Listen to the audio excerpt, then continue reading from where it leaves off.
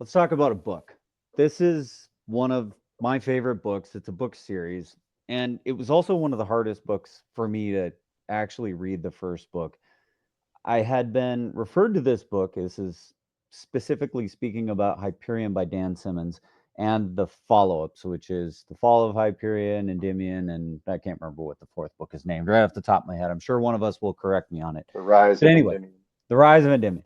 And anyway, so this first book is it's written in the style of the Canterbury Tales, and it's what made it hard for me to read because I didn't really understand the setup. You've got these people that are collected at the beginning, and there's all these different tales, and so this first book is harder to just approach if you don't know what you're about to read, and the rest of it follows pretty well as sci-fi. So I think there's some amount of we got to talk about the first book, but the entire series I think most of us on this call and on this show have read it, so we're all very familiar with the subject matter at hand. So, Lucas, I told you about Hyperion, and you read it, and you absolutely loved the first book. So I'm eager to start there. But what did you find that you liked most about Hyperion when you first read it? Well, when you told me that it was based off of Chaucer's Canterbury Tales, when I went to college, I was a literature major, and part of my curricula was Chaucerian literature. I mean, I spent 2 months in a class of three people going over each of the tales of the Canterbury Tales. So I got it. So when I said this, you're like sci-fi plus Chaucer's Canterbury Tales. Sign me up. You were in at that point. absolutely. And I was very interested into what sort of themes it was going to pick up because Chaucer had so many religious underpinnings with regards to his work and what he was. I mean, the reason that we still read and talk about the Canterbury Tales today is because there was so much going on with the questioning the power of the church, the notion of pilgrimage, the relationship between people and authority, all of those things. Well, So and we've got that in spades. So this is exactly what this book is about. We have a pilgrimage. We have religious stuff that's happening. It's all here in this book. And after you read this book and you read more sci-fi or you read stuff that came after it, you will immediately say, "Oh my gosh, that's just like what happened in Hyperion. That must have come from the ideas of Dan Simmons. Like he's kind of the godfather of modern sci-fi in some sense." one of the godfathers of modern sci-fi, but absolutely, I would say the godfather of the internet. I mean, as I read it, I was amazed that at the time that he was writing this was, I'm not sure of the publication of Hyperion, but he must have been writing in the early 80s. And so many of these things because, well, one, before I was even going into it and when I was thinking about these themes, to me it's like a great place to start is from the realm of consciousness and an exploration of consciousness. And it was interesting to me because we've created sort of this meta world of the internet, of communication that we accept today, but Dan Simmons seemed to be clued into things that were going to come around. I don't even know where to go to that, but it was amazing to me that the Farcaster network seemed, and the Outcasters to me seemed to be what the AOL community and those people who had their own ISPs would look like in 10 years. Yes, it's like the late 80s, so it's 89. So he might have been working on it for a few years prior to that. May have had exposure to what William Gibson wrote in Neuromancer, which came out in 84. But this was definitely predating any sort of internet like we know it now, even as early as 92, 93. The internet was just a lot of pages of here's my contact information and my bio for professors. It was very nascent and not used in any way like what Dan Simmons envisions it to be. But I think that whole cyberpunk ethos where there's this data sphere and some of the other words that he used, I think, have come up time and time again in later people. So a lot of what he gave us was a lexicon and a bunch of words to use to refer to what's going on. You have datum plane, data sphere, all this kind of stuff is integrated within the book pretty regularly. And this idea that mankind would have some sort of a showdown with an AI and that there was some way that humanity could fight back against that. I've seen that sort of idea repeatedly, and I think Dan Simmons kind of made it the most canonical I've ever seen. Well, there's also, go ahead, Dan, go ahead. Oh, I was just looking up I've recently listened to all four of the books on Audible within the last 2 months, and was looking at this cover art, and also recently read Sun Eater series, and these both have a lot to do with integration with AI and fear of AI, and also the backward time concept, the time tubes and things flowing from the future backwards. And it's just, I didn't want to go too far down the Sun Eater series, but just the series is really unique. And its first book was in 1989. The last book, Rise of Endymion, was 97 or 98, I think. So that was right when I was getting on the internet. I remember my first AOL account, I think, was in 95 or 96. And that was after I had CompuServe in 92. So yeah, things were definitely interesting. Still using dial-up back then, and um, yeah, what a series. I hadn't known about the Canterbury Tales connection, but I wasn't a literature major either. So Well, and maybe it would be interesting to have somebody who studied a lot of religions, because there's a deep understanding of the tension between our religions that goes back to, the Crusades and before the Crusades.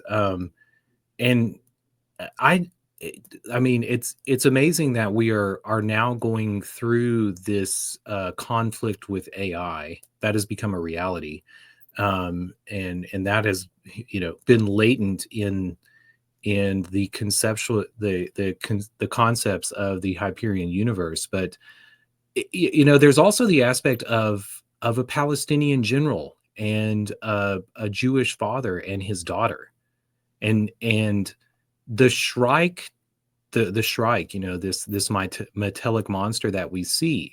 When I saw that, I thought about the agnostic disagreement as to whether Jesus Christ was crucified, nailed to a cross, or tied to a cross. And just the other day, Christian some account, I forget, whatever, but a Christian account sort of popped up on my feed because some people I follow were commenting on this article, questioning, on as we went through the Easter, the celebration of the Pasquale, this question as to whether Jesus Christ was crucified or whether he was hung on the cross, whether he actually died, whether he came back.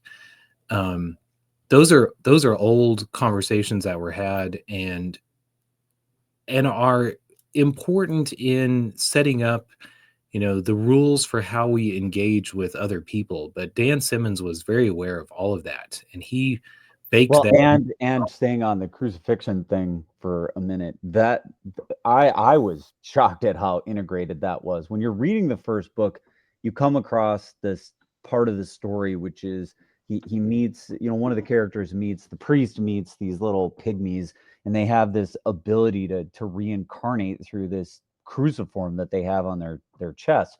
And it's like, oh, okay, that's kind of weird. And then they take that tech and run with it in the later books, and they make these starships, which in my opinion are kind of the coolest starships that I've ever found in any sci-fi book, where they can fly super fast, but the only way they can do that is to accelerate. And when they do that, they liquefy the participants who are on these ships, and they when they get to their destination, they reincarnate through the cruciform that they've implanted on their chest. So they sort of take this thing that they found on some planet, integrate it into their technology, and then integrate it into their religion. So you have the re-rise of the Christian church in the later books, where the Catholic Church, embraces the cruciform as a sacrament. That entire like idea that you could find something on some distant world and then humanity would integrate it, put it into their bodies, make it a religious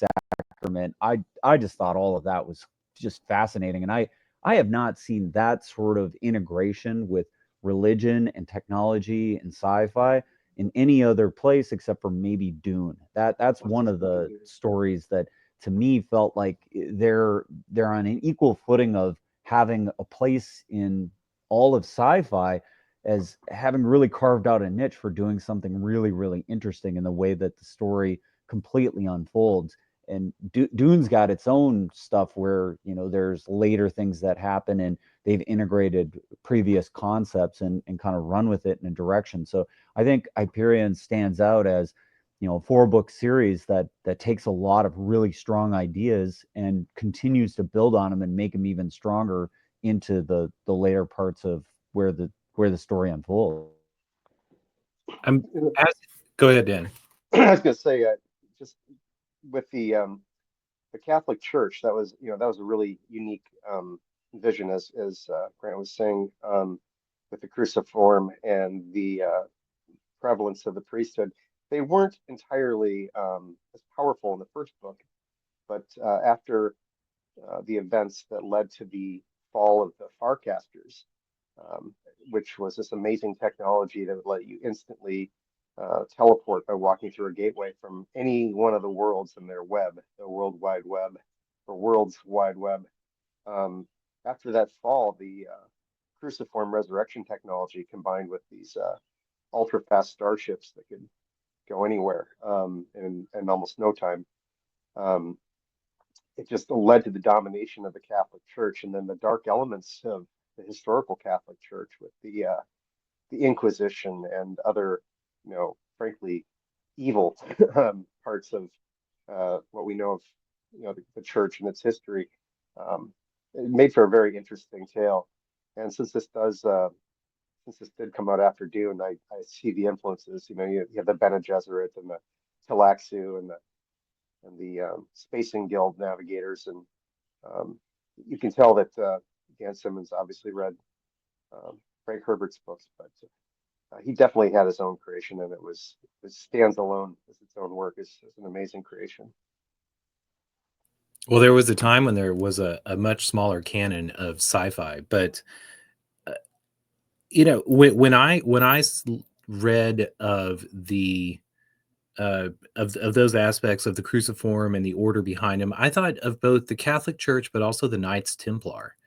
And he seemed to Dan Simmons seemed to sort of combine the authority and the prevalence of the Catholic Church with also sort of the I don't know, the subversiveness of the Knights Templar and the mystery around the Knights Templar, and bind those together in very sort of interesting part of the book. I forgot about the World's Wide Web though, and there's also the Tree of Life aspect to that too. Again, Dan Simmons gave us a lexicon, well put, Grant, but also sort of described this notion of an alternative consciousness so well. And there's also the I want to talk about this Fey element. So this one to me, I see this repeatedly now that I'm a bit more aware of the trope, and I think it exists inside of the Hyperion universe, which is there's something about humanity that's important. Humans are important in the cosmos in some sense, and they're connected with some otherworldly something that wants them to exist. That idea comes about many times, is that somehow we're special, that we are the center of the universe in some sense, and that there's an element that's preserving or allowing for humanity to continue to exist, and it's some deific thing. And that I've seen that repeatedly within sci-fi, and I think the first place that I really caught wind of that was in Hyperion. It's like, who made the Shrike? How did the time tombs get created? How is it that there is this thing that's being sent backwards in time to help humanity and fight against the AI, and how all of this elements come into play? That there is some godlike thing that exists out at the end of time and projects itself backwards and wants to help humanity fight against what should be an insurmountable foe in the AI machine intelligence robot things that are out there, like the Grendel monster that humanity can't fight against without help. And it's that idea that there's some fairy or some fae that's outside the bounds of our normal experience that's somehow enabling humanity to fight back, and it seems like they shouldn't be able to fight back. I see that repeated idea happen again and again, and I'm not sure if Hyperion was the first, but it's certainly a very strong and early idea of integrating it into a sci-fi world. The Oh, I Fae, don't. like Go ahead. the Fae, like in the Wheel of Time, you get the Aelfin and the Eelfin, and there's another area where that's got some overlap with. I'm wondering, Robert Jordan probably read Hyperion. Absolutely. And I was going to say, I think that part of this notion is this: is time linear, or is time circular? And Robert Jordan, the Wheel of Time, it's about exactly that question, time. And he's basically saying, no, time is circular. But certainly Dan Simmons, he invokes in the books the Mobius cube rather than the Mobius strip. And I also, whenever these questions of time come about, and even with the I forget the daughter's name, but the daughter who's living backwards in time, that Rachel. was Rachel, yes. And Leah and Rachel, I mean, he's that's an important. He's invoking these biblical names for their biblical Absolutely. roles. Absolutely. So a very important name, but also living backwards in time. Who is one of the first sci-fi characters that we know lives backward in time? Merlin. And Merlin, who has this great knowledge to bring to King Arthur. Why? Because he's living backwards in time. And then with this Mobius strip, it's interesting, to that also part of this idea of someone living backwards in time. Maybe all of us living in time in a circle, or if consciousness exists long enough to span this circle of time, there's this idea that the reality of the future is made by the projection of the assumptions of the present. I think sci-fi too oftentimes draws upon the current scientific understanding that people have. The thing that I liked about Hyperion was it tended to skirt some of those problems. Like, how do you actually understand what the universe would really be like far in the future, where people have technology that's beyond what we have right now? And I think that he does a good job of not dwelling too much on the tech itself, but on the ramifications of the technology. It's not that he makes it magical, but rather there are elements that even the characters that exist within the story don't understand the technology that well, but are still navigating. And that's not that dissimilar to how we actually navigate technology. I mean, you might have some lay understanding of how radios work and whatever, but could you in detail say, how is it that I can be on my cell phone and communicating with the rest of the world when I'm in the basement of my house? Like, how could that actually be possible? Like, you have a general understanding, well, I don't know, it's wireless and something something, but most people couldn't really articulate it. And in the world of Hyperion, a lot of the characters are operating within this sort of vague understanding of how technology works, and that allows Dan Simmons to not explain it too much. I think sometimes the technology really becomes the focus of the story, rather than there being a story that just exists within some technological space. And sci-fi oftentimes pins itself to reality in that way, is that you can't just do anything you want, uh, because you're bounded. And I think some of the best books that are written, even in the world of fantasy, allow for the fantastical elements to be bounded. And so in these books, especially where you have something like the Farcaster network and the destruction of the Farcaster network, and what it means for humanity to suddenly not just be able to jump anywhere it wants, this fundamental technology that existed is destroyed by Maynard Gladstone, one of the main characters in the first books. And then what happens after that when they have to go back to the slower modes of transportation, and what happens when all of these worlds that had the influence of the empire is suddenly gone, and then they finally get to rebel and do what they want. I'm thinking of Mare Infinitus and what happened with the water planet, that's patterned on the Polynesian culture that was subjugated by America. It's got a lot of these really cool ideas that exist, and is bounded by the technology, but doesn't spend too much time on it. I liked how quickly once all these different worlds that were part of the web were separated by the breaking the Farcaster network. In Endymion, I think it was in Endymion and Rise of Endymion, they travel the different worlds, and some of these Farcaster gateways open for Anaya and Endymion, and they travel through, and the cultures have diverged on every planet. The language has diverged. Everything is you know dialects have appeared, and in just a few hundred years, you can barely understand each other again. Like the Tower of Babel and God smiting them and sending them to the four corners of the earth. That's it really ties into a lot of ancient lore. Yeah, incredible series. And how about the Tower of Globalism and Trump smiting the Tower of Globalism? Is this sort of cultural cultural nuance and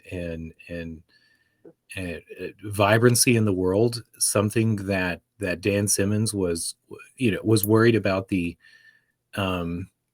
I don't know, the growth of the big box store and McDonald's on every corner and the boring ubiquity of what of the world that we live in today, and praying for its destruction. And I think to some sense, for someone who I think he would have seen a different world than what we would have gone through to be part of the 80s. I think I think you're onto something there for sure, because if you witness corporate culture starting to take over America in this way that happened from the early 80s to the early 90s, that had to have resonated with him and said, this is what I foresee. well, When I and first go go ahead. ahead, go ahead.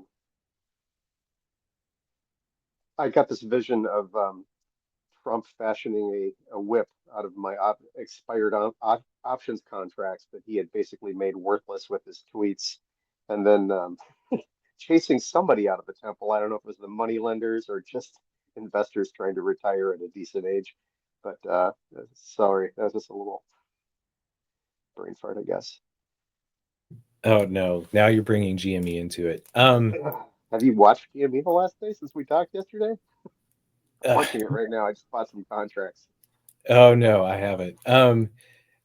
But this sort of convergence of ubiquity. I mean, I think it didn't just start in the 80s. It there's a longer arc of it that I think Dan Simmons was very aware of. He's eh, I tie it to railroads and this ease of travel. Whenever we start to have railroads and the ease of travel, like why do we have wooden Victorian houses in the Southwest in America? Because of railroads.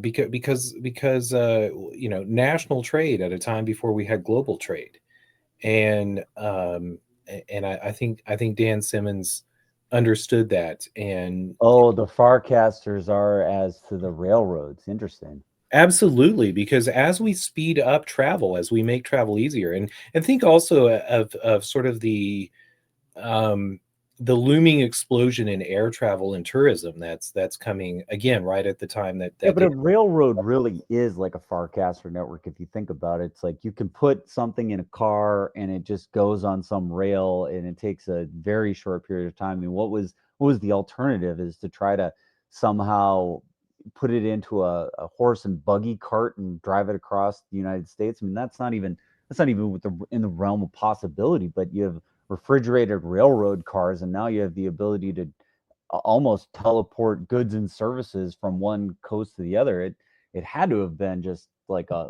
change of how everything worked. once Well, those started. And once you got connected to a railroad, like having a railroad in your town meant that you were now connected to the World Wide Web. well, and you also had, for the longest time, when we still had passenger rails here in the United States, look at the Harvey houses and the experiences that were curated by the railroads as they took you to these other and older worlds. You got on, you got on the train to Santa Fe and then to Phoenix, and it would sort of stop through the Rockies and take you across America and be even accompanied by, sort of literature, of these sort of majestic and very different scapes that you were going to be seeing. So as they described the Farcaster and the branching through these worlds, it definitely he was hearkening to the railroads.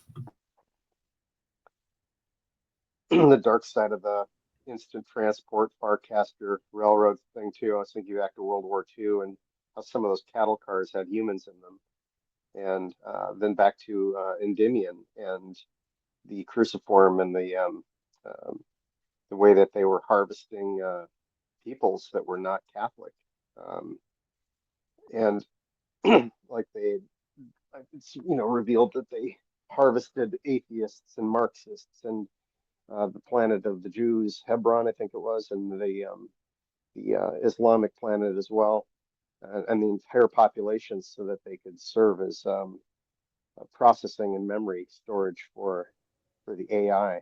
Well, and Goes that in. that that comes up repeatedly. You see that happen over and over again, is that there's this vision for what AI would be like, and that somehow it's again this Grendel style monster that eats humanity and uses it, possesses it demonically. It's like that Like the that idea that it's like AI is parasitically feeding on top of humanity. You see that in things like the Matrix, and you see it in later stories. So I think he does a good job of having AI be like this sympathetic thing. It's somewhat co-evolved, but then at the same time, when you start learning where the AI lives, it's sort of living like a spider sitting on top of this thing and using humanity's processing power as it steps through the Farcaster networks. I mean, it's just this is pretty wild ideas, and it really grows. Like the story is so iconic that it's hard to not see it everywhere after you start reading other books, that you're like, wow, this is straight out of Hyperion. You see its influence almost everywhere.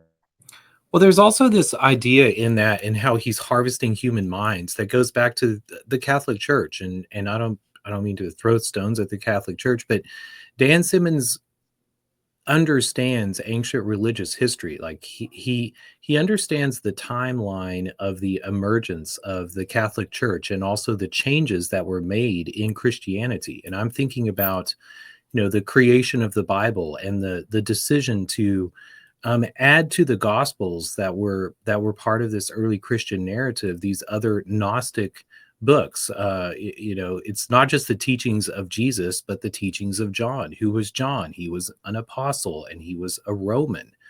And part of what Dan Simmons is probing is maybe the twists that were made and the alliance that was made between the Empire of Rome and a religion, and how that has then piggybacked on our minds to sort span the globe, span everyone's consciousness, and has increased the size of the Roman Empire. I mean, maybe we call it the American Empire today, but it did so the through the chariot of religion.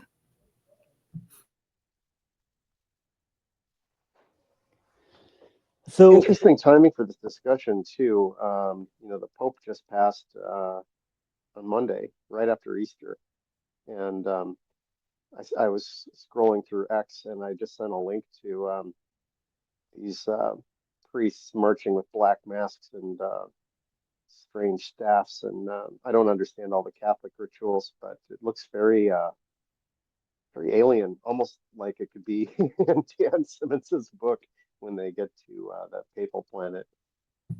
I've found it interesting that, I mean, I really liked Pope Francis. I thought he um, was a very, progressive humanitarian pope, and especially after the experience of Benedict, who I liked a lot more after he gave up the papal throne, which also, um, for younger listeners, was mind blowing to me. There was a time when I was a child, there was a question as to whether the Pope died or the Pope took the ladder into heaven just to sit next to God. So I'm very interested these days to see which path the Catholic Church chooses in regards to the next pope. Will it be somebody who's very conservative, a la Benedict, or will it be another progressive in the way of Francis? Because I also found that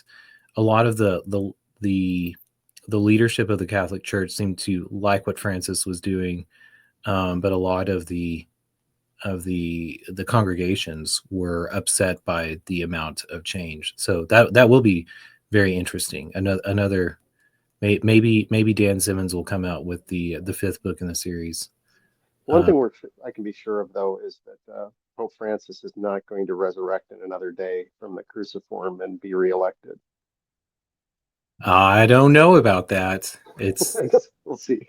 Yeah.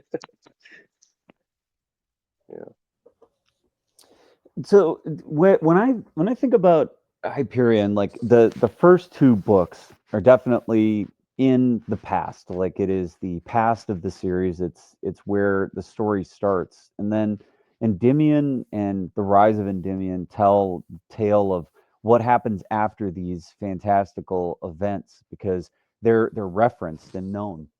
This is another thing that I think the series does really well is it calls back to events of the past and recounts them and how they had meaning to the characters that are inhabiting the results of what happened. And some characters having the ability to project themselves forward in time through the various technological means that exist.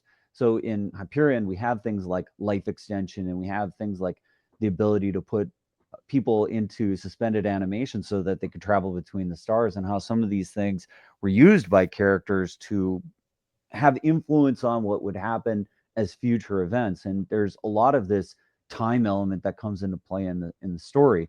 Some of the things that were really important in the first books that I felt like just kind of went away, and I'm not sure if he didn't know how to deal with it or if they became elements that were kind of problematic, would be like that tree of life and how there were all these people that were you know pinned on this tree of pain that the Shrike was shepherding over. A lot of that didn't even make it into the second series. Like I don't did you guys feel any way that that had been abandoned, or like how did that carry forward? I didn't feel like it did, so I'm not sure if like some of the elements he really liked and just gravitated towards and they played forward, and then some of them just felt like they were not really carried into the next series. Yeah, like how did Martin get off the tree, you know, and the others? They were squealing in pain and pinned like butterflies, and then um, next thing you know, he's living to be 1,000 and dying on old Earth. Well, you might have forgot that sequence, but they actually come and pull him off the tree. But like the tree element just doesn't isn't there. I mean, like he gets pulled off of it, but why was that so important in the first books and then just like got abandoned? I'm not sure if that's part of writers just finding something they don't quite like about the series or some element that we didn't really see the vision for it. But I just didn't feel like that one carried as well into the future as some of the other things like we mentioned with the cruciform or like the fall of the Farcaster network. They're definitely dealing with the fallout from that. So there's elements of what had happened in the first set of series that harken into later parts, but then there's some parts that just seem like they were so important, and even the Shrike itself doesn't seem like it's as important in the second series until you get to darn near the end, and then you're starting to understand what these Shrike warrior things actually are and what they mean to all of what's happening within humanity. I think you're right. Part of that, the trees seem to me, and I'm no Keats scholar, but it seemed to me to have to be in line with some of those notions of hell, like millenarianism, ideas of hell. But they are problematic. They're final. It seems that with Endymion, it in order to carry that story forward, it became more that narrative of harvesting, of uh, of of people being reused. So I would actually love to speak to some authors about this, like how broad was their vision when they first started writing this book versus how much came about organically as they started to discover the story for themselves. I got to imagine that he had some sense of where this story was going to go, but in some ways left himself enough room to find the story that he had started telling, and that might have been what happened with Endymion. Is just like, well, I'm just going to abandon this plot line because it doesn't serve the story I want to tell, and I don't really know where to take that, so that's just got to go. I feel like that's exactly what happened. And he knew a lot of Keats and a lot of Chaucer, and he was riffing on those, a mimetic experience, for the first two novels of Hyperion, or even just the first novel of Hyperion, and he carried that through. He learned from it, came back and wrote the Endymion as a response to it. That's how I felt. It must because I'm also especially with sci-fi and fantasy, I'm often questioning where, not just sci-fi and fantasy, but with any fiction, what is the germ that is feeding the author?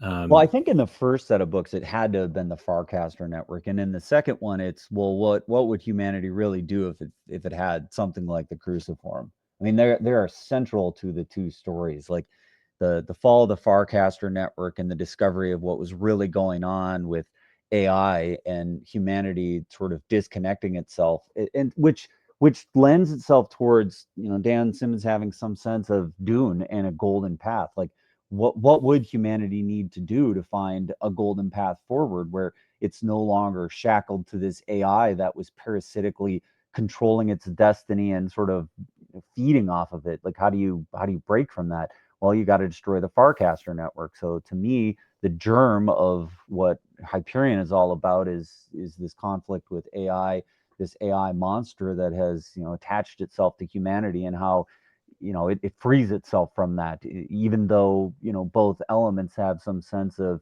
knowing what's going to happen in the future, being able to operate within that and still have agency. And then in the second set of books, it's about, well, what would happen if this cruciform thing that was discovered in the early book was latched onto and used as the power pivot point for humanity, because it's the cruciform which allows for the power projection of the Catholic Church and the priest masters who take over when AI no longer is there. And then you're finding out that, well, that AI battle that didn't end, and that's resonated in Dune as well, where you think humanity defeated AI, but in some sense it's still there, lurking in the shadows and nipping at the heels of humanity as it tries to assert its dominance in the universe.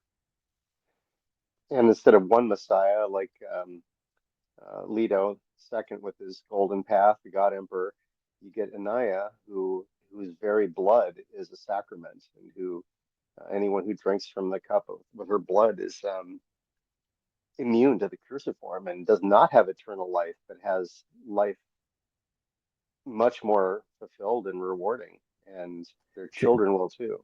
It's an interesting take on spinning Christianity on its head. The second Jesus that doesn't bring eternal life, but like eternal death. It's Thou pretty shalt wild. surely die. Wow. Yeah, it's a trip. Great series. Well, I like Lucas, we're almost at time. Any final thoughts, things that has been sparked from this little last line of thinking, or are we done with Hyperion? no, I just well, it's a good place to close it up. But as you guys are talking about this sort of twist in where it went, I think also the it's a conversation about control, and humanity is aspiring to control, or to have, you know, a great arching agreement over how the world is in Hyperion, and it gives it up. And so there's this narrative of giving up control, of giving up these pretensions of life, and that seems to be Dan Simmons' answer to enjoy, maybe for the reader, to enjoying life, was to give up control, and to give up these, you know, these notions of lasting forever or controlling forever. So that's to me, my favorite authors generally sort of riff on those themes. So maybe that's me bringing a little bit to it. But anyway, enjoyed it. Thank you, Grant, for recommending Hyperion. It was a great addition to. I enjoyed it a lot, and it's got a lot. I can't believe I hadn't come across it before. So anyone who hasn't read Hyperion, pick it up. Dan? I couldn't agree with you more, and I thank you, Grant, for turning me on to it too, and for telling me to stick with it, because I had a hard time getting through the first book, but once I did, I was hooked on the next three. I guess my final thought would be all the parallels to Christopher Ruoccio's Empire of Silence and Sun Eater series, and again, I had a hard time getting through that first book, but there are six more, and the last of the seven comes out later this year, so maybe we can I'll read up on that series and talk about it sometime. All right. Well, Hyperion, can't recommend it enough. 4 books in the series. You will hear the resonances of it throughout all of sci-fi. Anything you read that was after these books came out, I feel that the world has been changed by Hyperion, by the ideas that Dan Simmons put out. Can't recommend it enough.